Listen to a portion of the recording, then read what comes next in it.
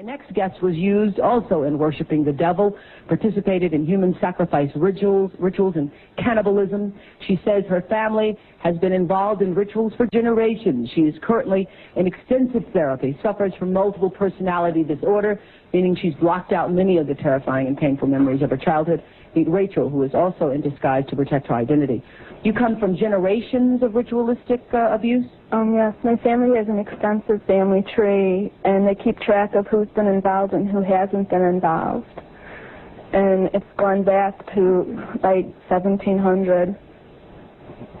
And so you were... Right, I was born into a family that believes in this.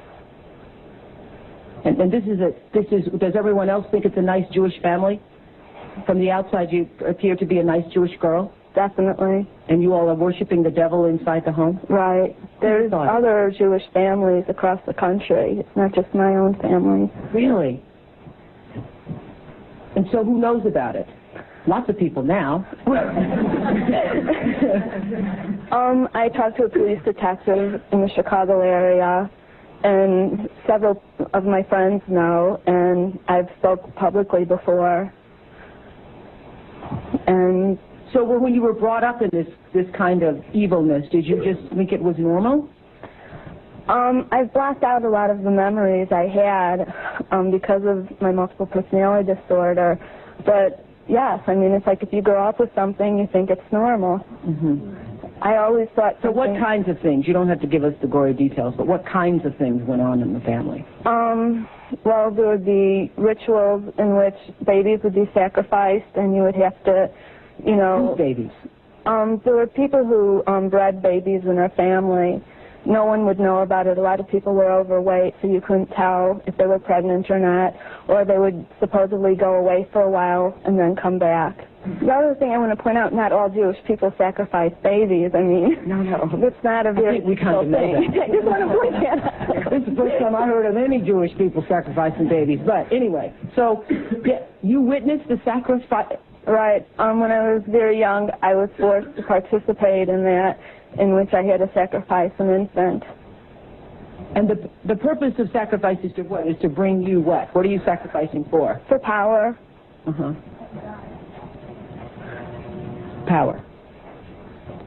And so, were you ever used? Were you ever used yourself? I was molested. I was raped several times. Mm-hmm.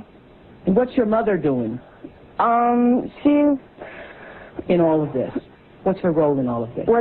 I'm not exactly what her role is. I haven't, recovered all of my memories, but her family was extremely involved. Mm-hmm. She brought me to it. Mm-hmm. Both of my parents brought me to it. And where is she now? She lives in the Chicago metropolitan area.